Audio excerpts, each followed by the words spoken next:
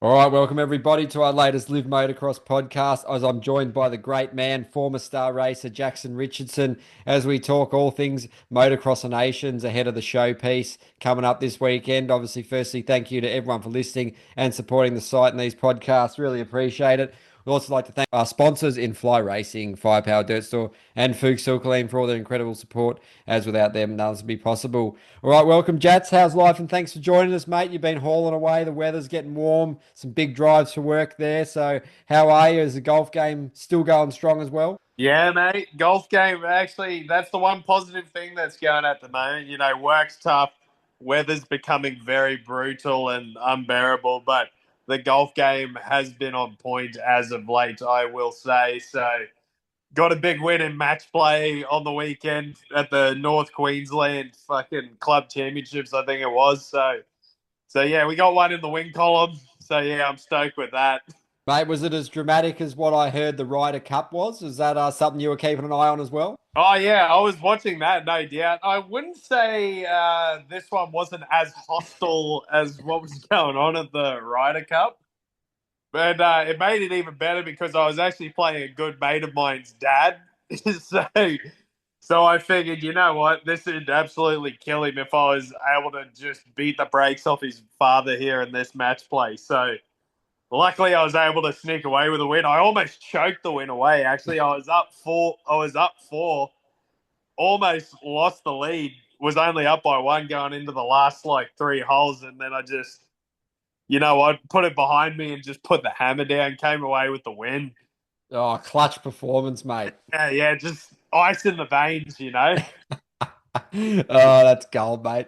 But yeah, it's obviously a big week in the sport, mate. Lots been going on since we last started. But quickly wanted to start. Obviously, the Supercross SMX schedule got announced, and there's a couple of different venues on the schedule there, mate. They got Cleveland they're going to. They're going back to Nashville, and Houston's back on again. So, mate, just touch on your thoughts on them and if you've been to any of those in the past, mate, and what your thoughts on those cities are. Oh yeah, well, I have been to Houston before, and I've always loved that race. Like, yeah, that one's like really good. Any race in Texas is like always draws a pretty big crowd, and yeah, it's always nice to go to Houston. But yeah, going to Cleveland and back to Nashville. I mean, Nashville is one of the Supercross races that I would have loved to have gone to when I was racing over there. I've heard such good things about Nashville. I've got to travel through there a bit. It seems like a real lively city, and yeah, I definitely would be keen to go there at some point, not racing, because I hear the nightlife there is pretty insane. So yeah, it's good that we're going back there. And then Cleveland, that's going to be an interesting one because I know the weather can get pretty wild there. It's on the shores of Lake Erie, so it gets pretty windy in that stadium. So yeah, at that time of the year, weather could play a pretty big factor in that place. So yeah, it'll be interesting to see, man. It's going back to some. It seems like the schedule's changing around a bit, going to a few new places, which is good, getting more of an audience. So it's good to see. Yeah, absolutely, mate. Talking to JT earlier, said he was a bit worried about Seattle in February, mate. Would you share that opinion? Could be a bit cold, bit of rain, bit of snow even, so that could be a dicey one.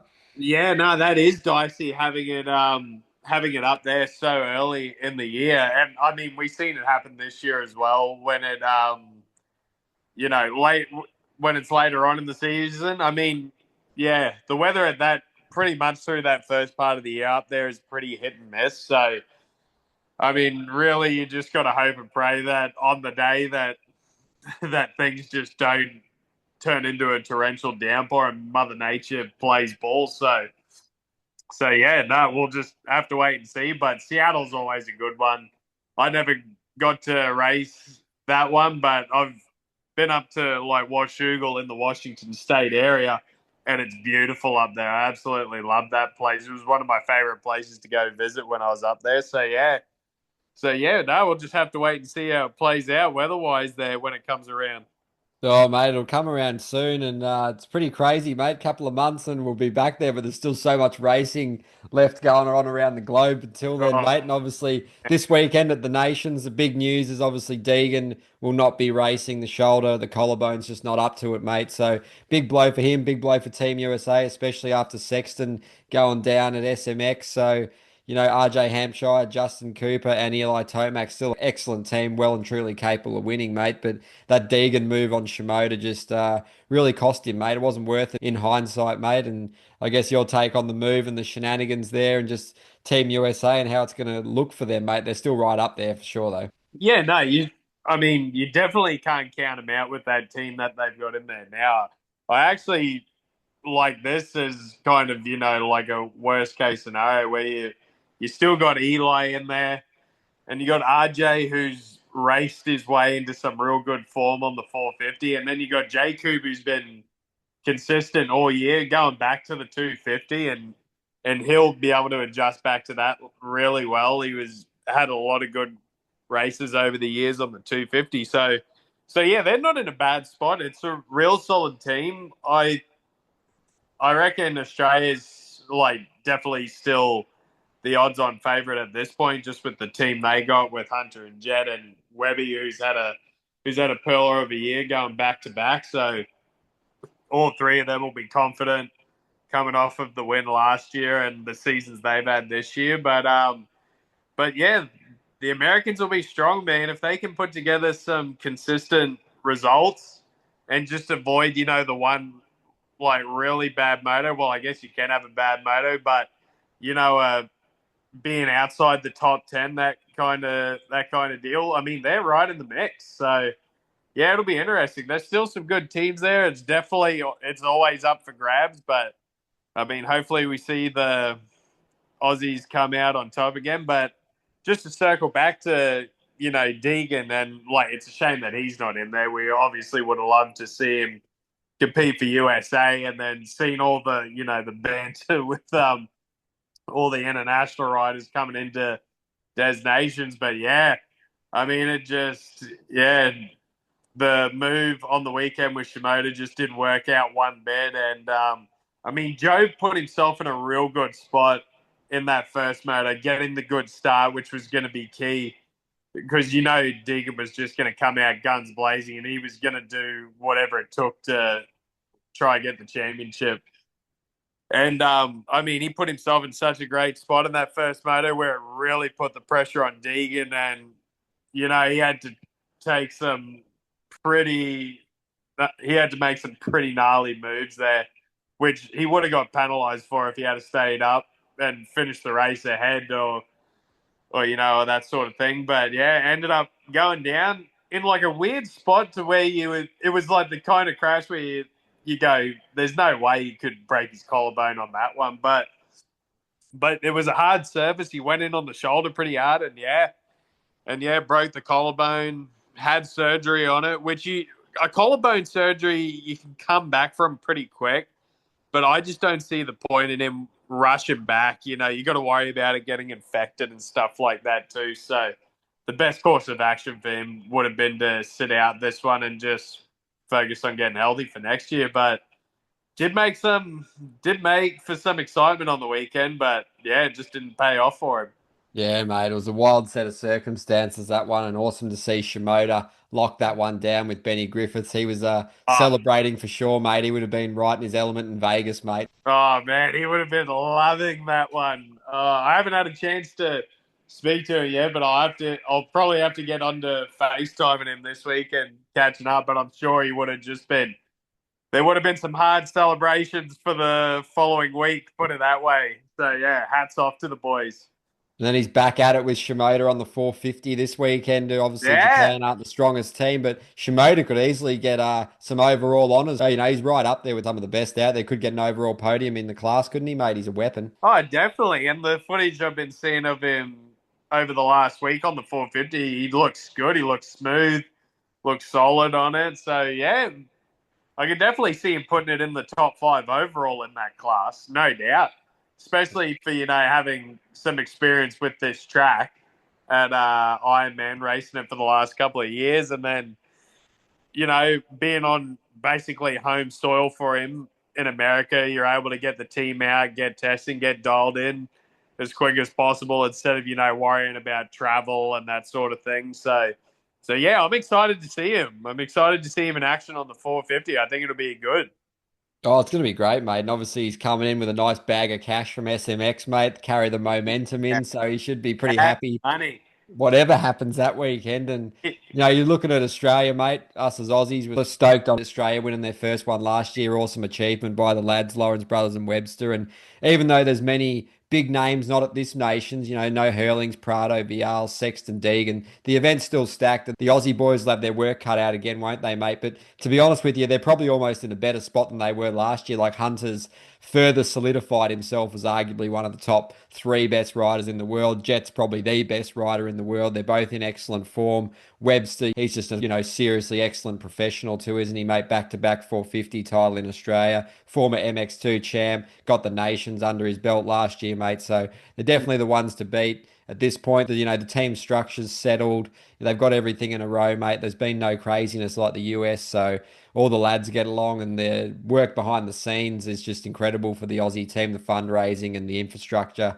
They make sure they're all sorted. So pretty formidable setup there with the HRC connection. They're all working together to make it happen, mate. So pretty awesome to see the Aussies coming in, giving themselves the best chance to go back to back, aren't they? Oh, definitely. And I feel like, this year more than any other year, I mean, as a Australian moto supporter, this has got to be the most confident you could be going into this one because it's in America. It's on a track where all three of our guys have ridden at and had experience at. You could argue that Hunter and Jed are the two best riders in the world currently with the form they're in. And then you got Webby, who's coming off a back-to-back motocross championships. And if you're looking at any sort of weakness, I mean, I wouldn't really call it a weakness, but the one spot where you probably got to look is Webster, just on that 250, and it's just basically limiting a bad finish because we know we can get rid of the one result. It's basically like for him, it's like just focusing on getting a moto inside the top 10 because I feel like Hunter and Jed will hold it down pretty good. And I mean, I got all the faith in Webby for sure.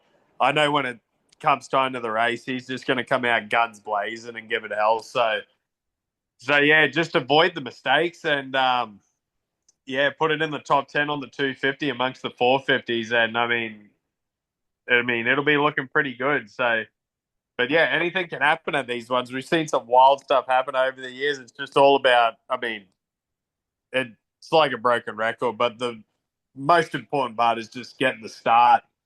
And if you're on a 250 and amongst the 450s, it's just about staying out of the most trouble in the first couple of turns and laps, and then bringing it. If you're top 10ing on the 250 in there, you're doing real well because, like, yeah, that's no easy feat doing it up against a couple of factory 450s.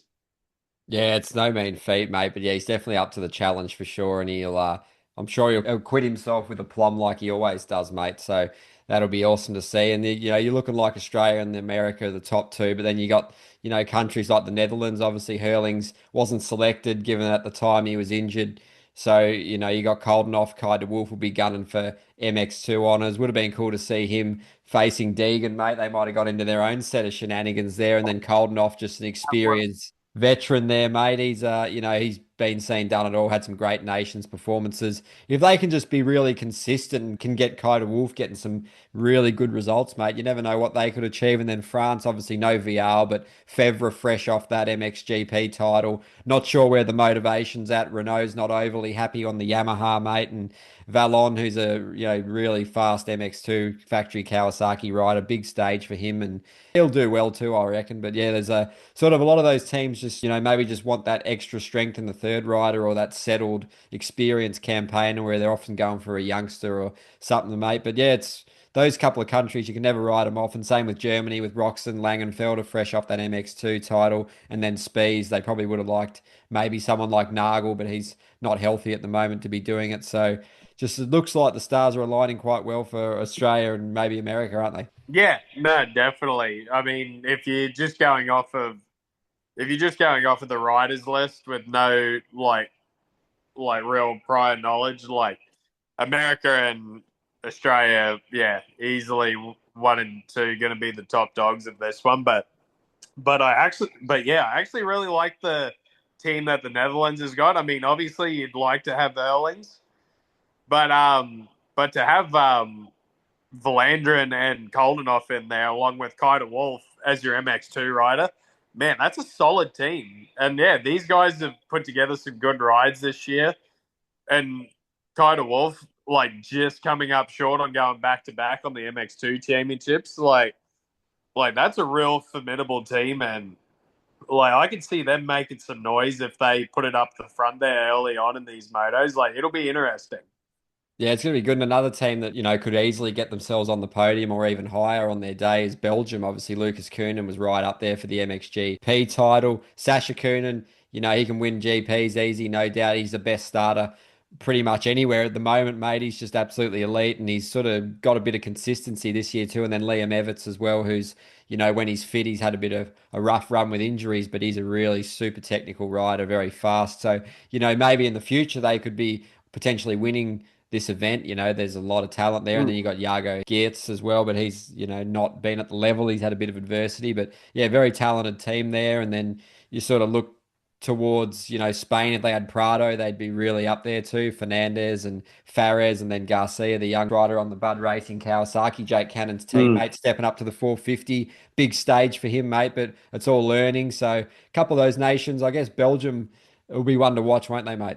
Oh yeah, definitely. Three young guns on that team too. And yeah, obviously Lucas Koenen proved himself to be a really solid 450 rider going at it with February for the championship this year. And with Liam Evans and Sasha Koenen, like both putting together good rides in the MX2 class. Liam Evans probably didn't have the year that he wanted. I feel like he probably didn't meet expectations in like I guess with what he was expecting this year.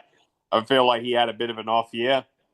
Sasha Coonan came out and I mean he lit it up big time with some gnarly get offs, but he also put it together and got a couple of overall wins during the year, which was a big step in the right direction for him. So yeah, Belgium can make some noise as well. I would worry about them in terms of consistency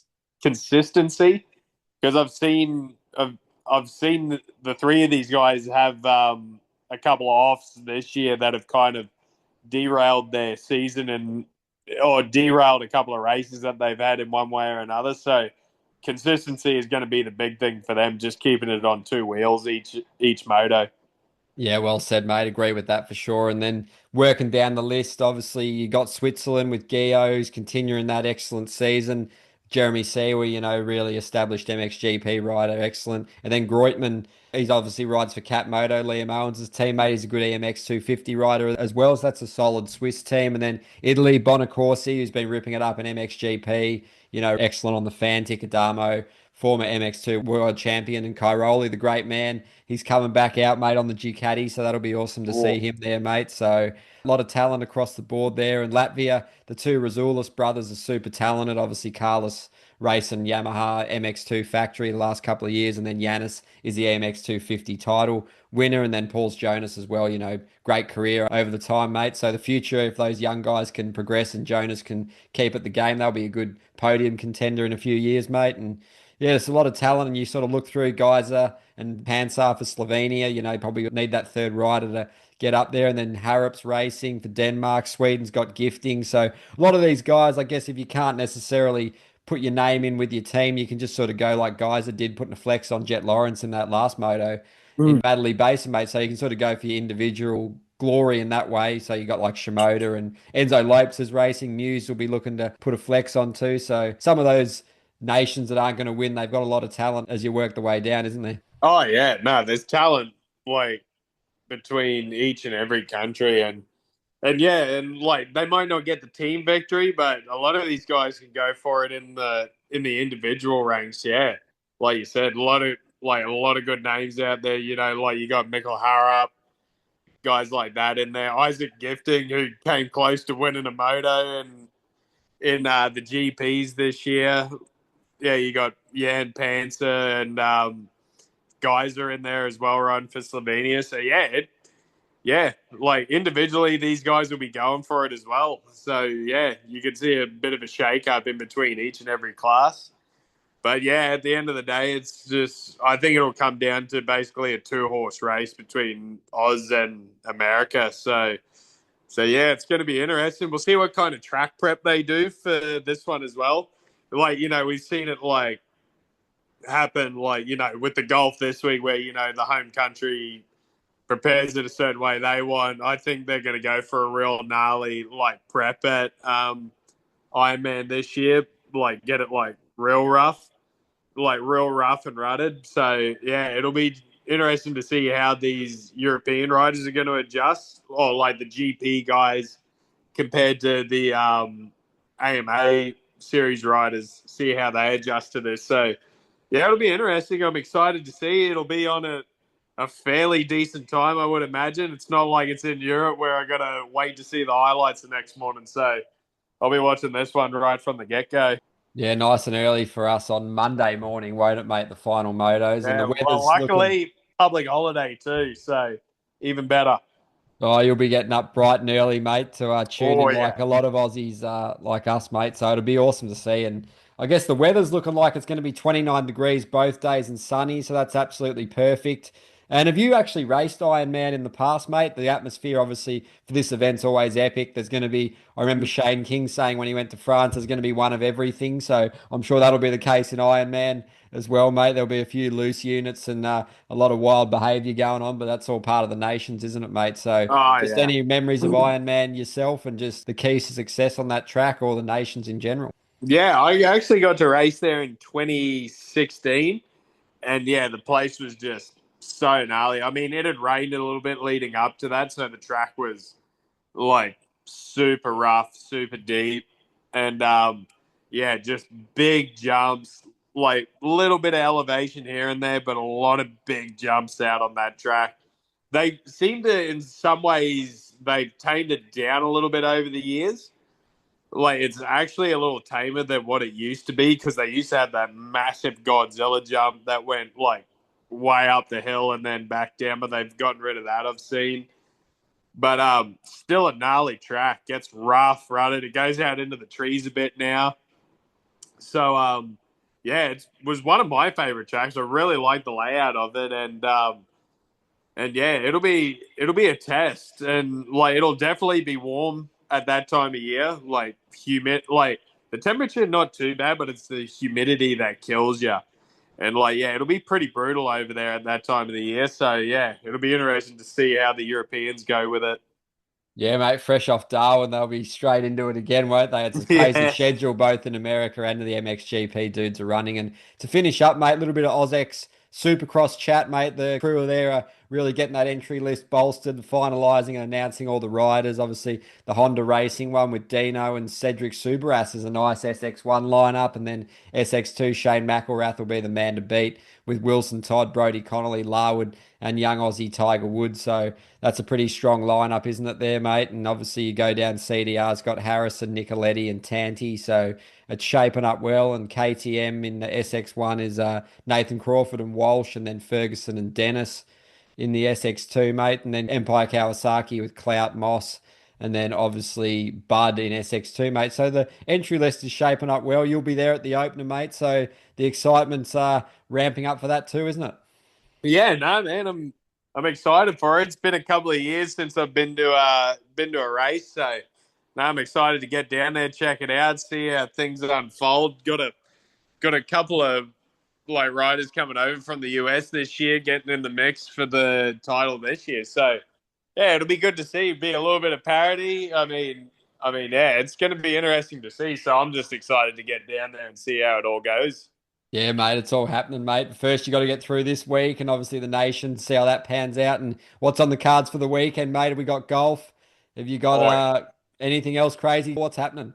oh yeah, well this weekend. Well, luckily it's a long weekend, which is good. But But for the most part, it'll be a little bit boring. I'm gonna be getting some housework done, but Sunday and Monday, I'm going all in on the golf. Got to get out there for 18 holes on both those days, and then keep an eye on what's going on with the nations, obviously, and then yeah, I'll be locked in on that. Hopefully, we'll be seeing Australia bring home another W, go back to back. Oh, it'll be good, mate. Hopefully they can get the job done. And it's been awesome, mate. And any predictions before we go? Probably not the greatest question because you're probably going to pick Australia, mate. But any predictions? Anyone you expect to shine?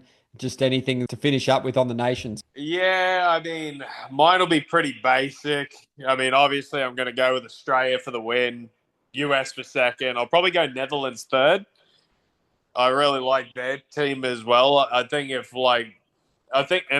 they're consistent with their three guys, they could possibly contend for a win. So yeah, we'll just have to wait and see how it goes. So I mean, individually, I think I'm going to go. You know, Jet will probably win the MX1. I'm gonna say Ty Wolf MX2, and then probably Hunter in the open class. I reckon. I think he's had a good run there not long ago. So yeah. And I mean, this is just the bias coming out in me. Like I just can't go against my guy. This form that they got right now, I can't go against him. No, mate, can't blame you. We're definitely hoping the Aussies get the job done in what should be an action-packed weekend for sure, mate. And thanks again for joining us on this latest podcast to chat all things MXoN, AusX, and a bit of SMX in there, mate. It's been awesome, and massive shout out to the fans for listening and supporting the website. It's greatly appreciated. And obviously, huge shout out to the sponsors in Fly Racing, Firepower, Dirt Store, and Fuchs Silkaline for all their incredible support. As without them, none of this would be possible. All right, thanks again, Jats, mate. Have a great weekend, and we'll catch up next week ahead of AusX. Yeah, mate. Sounds good. Will do. No worries, mate. Have a good one.